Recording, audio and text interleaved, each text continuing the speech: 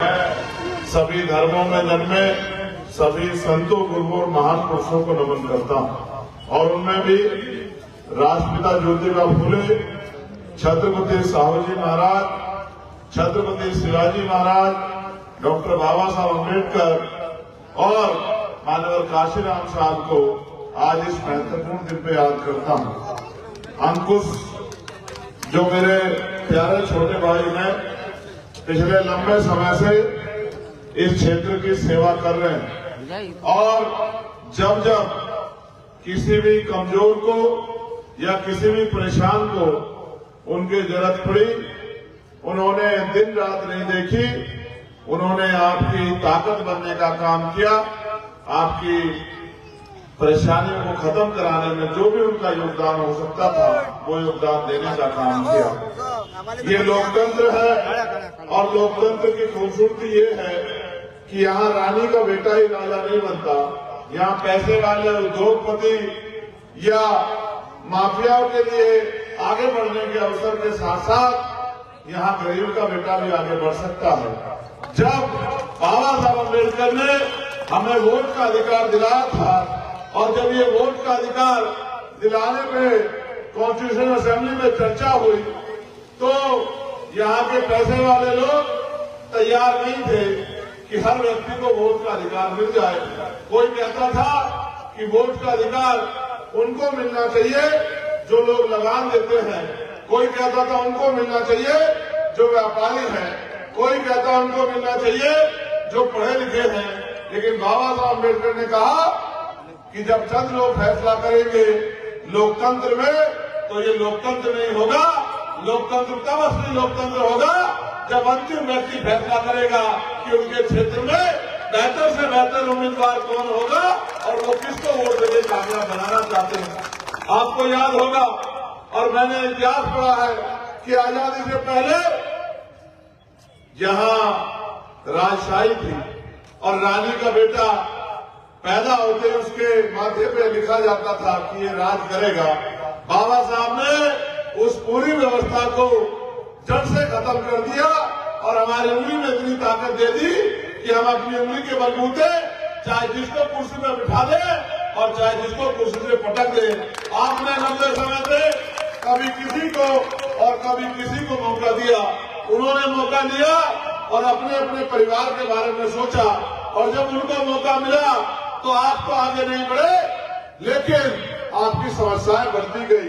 जिस तरह देश में महंगाई बढ़ रही है, जिस तरह देश में बेरोजगारी बढ़ रही है, जिस तरह नफरत धर्म के नाम पे, जाति के नाम पे बढ़ रही है, जिस तरह लोगों को डराया धमकाया जा रहा है और ये एक सोची समझी रणनीति है कि लोगों को डराओ और उनके वोट को अपने खेमे में ले आओ और जनता भी डरकर वोट देने का काम करती है। जबकि वोट हमारा हथियार है और वोट ये बात तय करके देना चाहिए कि जिसको हम वोट दे रहे हैं वो हमारी लड़ाई लड़ेगा नहीं लड़ेगा, हमारी आवाज बनेगा नहीं बनेगा, हमारी समस्या का हल करेगा नहीं करेगा, हमें मुसीबत से बाहर निकालेगा नहीं निकालेगा, हमारे क्षेत्र को आगे बढ़ाएगा नहीं बढ़ाएगा। आप महसूस करके देखो, बिजली के दाम से लेके और चाहे अच्छे स्कूल बनाने का मामला हो, चाहे अच्छे कॉलेज बनाने का मामला हो, चाहे अच्छे हॉस्पिटल बनाने का मामला हो, चाहे अच्छी सड़कें बनाने का मामला हो या किसी और तरीके से आम जनता के दुख दूर करने का मामला हो, सारे काम की जिम्मेदारी सरकारों की और जनता वोट देती है और फिर उम्मीद करती है कि सरकार उनके लिए काम करेगी। लेकिन कई बार ये देखा गया है कि जिनको आप वोट देते हो वो चुनाव में तो दिखाई देते हैं लेकिन चुनाव के बाद 5 साल दिखाई नहीं देते, फिर आप उनको ढूंढते फिरते हो। लोकतंत्र में तो आप अपनी वोट से अपनी ताकत देके अपने लिए काम करने वाले व्यक्ति को चुनते हो, मगर जिनको आप वोट देते हो उनको ये लगता है कि अब वो मालिक हो गए हैं, पहले कोई और मालिक था अब हम मालिक बन गए हैं, जनता बेवकूफ है, जनता को हमने ठग लिया है, अब ये ठगी बंद करने का समय आ गया है। क्योंकि आपके बीच में एक बहुत ही शानदार काम करने वाला और लोगों के दुख सुख का साथी मेरा छोटा भाई अंकुश कोचे यहाँ मैदान में है और जहाँ एक तरफ बड़े बड़े पैसे वाले, बड़े बड़े धरना से, बड़े बड़े ताकतवर लोग मैदान में है, वहीं बाबा साहब अम्बेडकर के रास्ते पर चल के भाई अंकुश ने भी तय किया है कि वो इस क्षेत्र की सेवा करेंगे, इस क्षेत्र का बेटा बनके इस क्षेत्र की समस्याओं का हल करेंगे। और मैं तो महाराज को सुनता हूं, रोजगार की बात होना हो, महंगाई पे लगाम की बात होना हो, लेकिन यहां से जैसे चुनाव की शुरुआत हुई थी तो यहां बांटने की, डराने की और तमाम तरह से चुनाव को मुद्दों से हटा के और धार्मिक मामलों पर लाने के लिए तमाम प्रयास किए गए। और मैंने ये भी देखा कि यहां से जिस तरह से नबी के शान में जो है अपमानजनक शब्द कहे गए, उनको जो है अपमानित करने का प्रयास किया गया और उसके बाद एक नफरत का माहौल बनाने का प्रयास किया गया। ये आप अगर नहीं समझे हो तो समझ लो, ये मेरी जुड़ी सोची समझी साजिश है कि जब वो कुछ कहेंगे तो इधर से भी गुस्से में कोई कुछ कहेगा और जनता का ध्यान मुद्दों से हट जाएगा। ये वोट हमारा हथियार है, ये वोट तय करेगा कि अगले 5 साल आपकी बस्तियों में क्या होगा, आपके यहाँ स्कूल, कॉलेज, हॉस्पिटल बनेंगे नहीं बनेंगे, आपके पढ़े लिखे बच्चों को रोजगार मिलेगा नहीं मिलेगा, और जो समस्याएं आपके क्षेत्रों की हो, चाहे सड़कों की हो, चाहे बिजली की हो, चाहे पानी की हो या कानून व्यवस्था अच्छी करने की हो, इनका हल होगा नहीं होगा। मैं तो दिल्ली में हूँ पार्लियामेंट में, और जब भी चाहे महाराष्ट्र से जुड़ा मामला हो, चाहे झारखंड से जुड़ा मामला हो, चाहे कर्नाटक का जुड़ा मामला हो, या देश में कहीं भी किसी भी कर्मचारी, किसी भी अधिकारी, आम जनता से जुड़ा मामला हो, जो भी मेरी जानकारी में आता है मैं उनकी आवाज उठाने का काम करता हूँ। और मैं ये सोचता हूँ कि यहाँ भी ऐसे कुछ लोग हों जो असेंबली में आपकी आवाज उठा के आपकी समस्याओं को हल कराने का काम करें। मुझे नहीं पता कि आप अपनी असेंबली सुनते हो नहीं सुनते हो। अगर आप सुनते हो तो आप सोचो कि जिसको आपने पिछली बार एमएलए बनाया था वोट देके, क्या 5 बार आपने उसको अपनी असेंबली में आपके क्षेत्र की समस्याओं के लिए आवाज उठाते सुना? क्या आपने 5 बार उसको आपके क्षेत्र में तरक्की करने के लिए और उद्योग धंधे लगा के रोजगार देने के लिए सुना? मुझे कहने में कोई परहेज नहीं है कि यहाँ के नौजवानों को भी रोजगार के लिए इधर उधर जाना पड़ता है, और ये एक सोचा समझा षड्यंत्र है।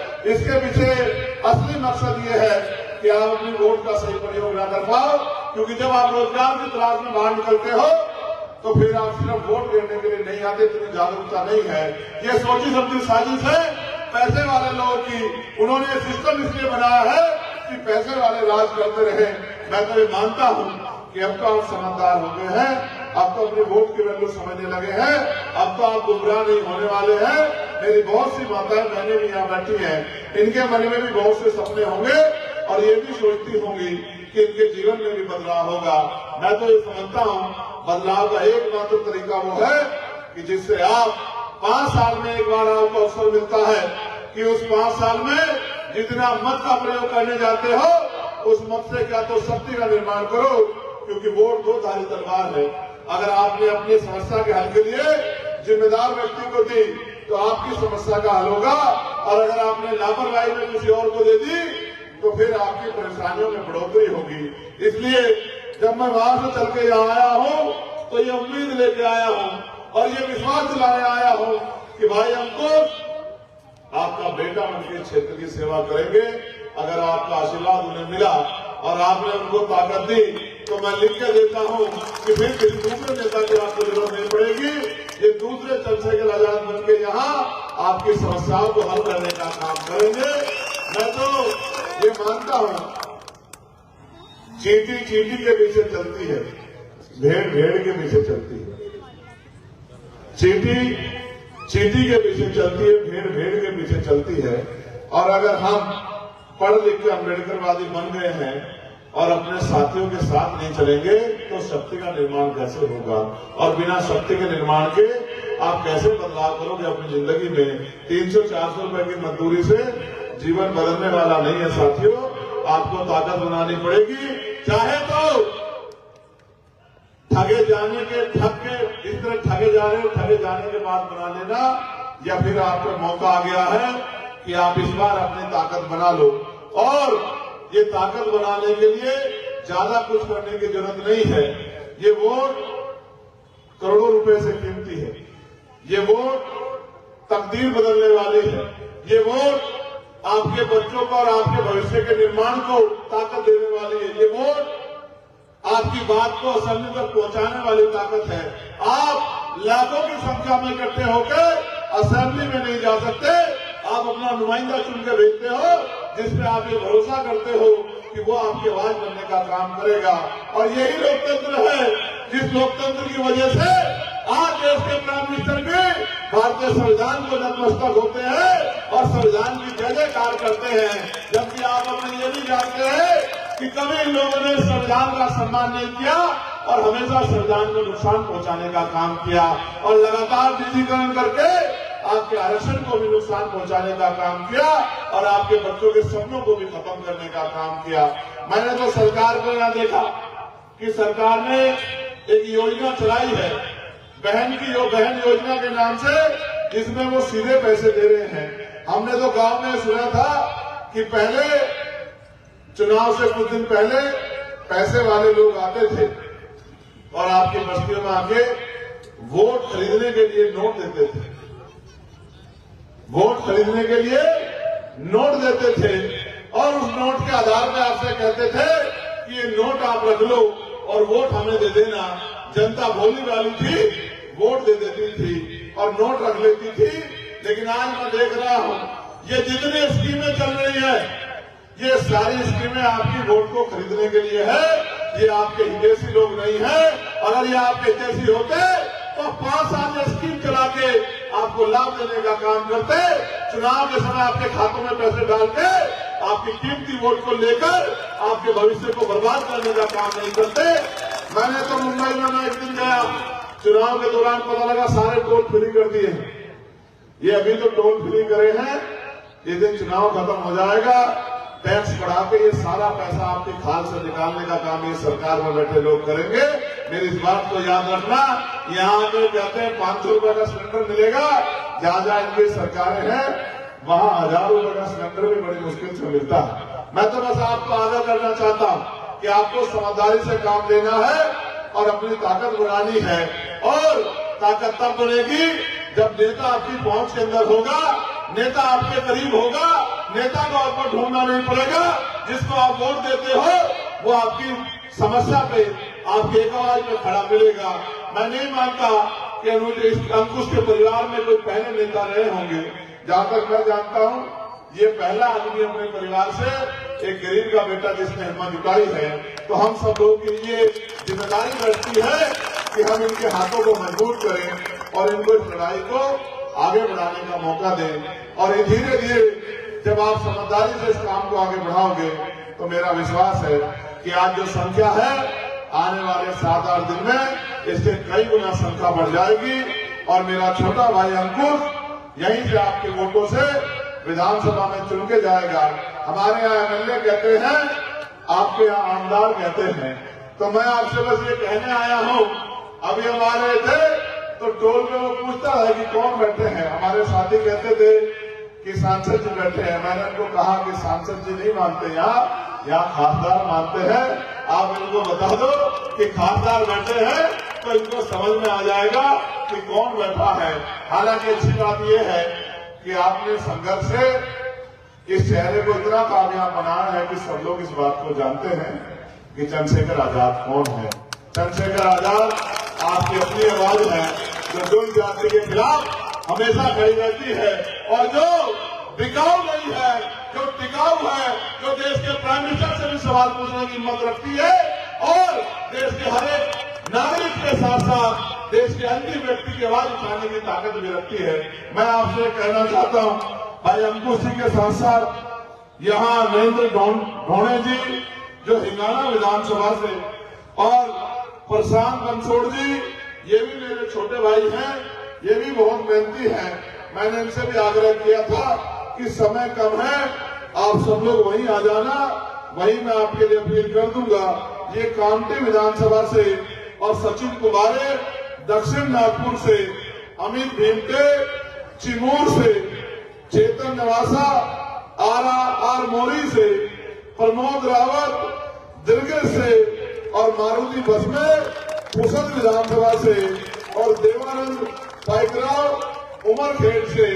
आप ये जानते हो, मेरा ये मानना भी है कि लोकतंत्र में जनता मालिक होती है और जब मालिक किसी चीज का निर्णय लेता है तो बहुत सोच समझ के लेता है।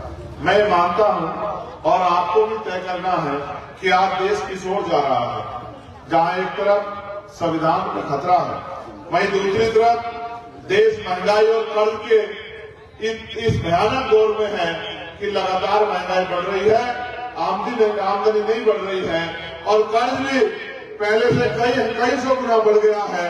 मुझे लगता है अगर सर्वे कराएंगे तो हर व्यक्ति पे 50,000 के लगभग कर्ज बैठेगा। सरकारें कर्ज तो हमारे नाम पे लेती है और अपनी तिजोरी भरने का काम करती है।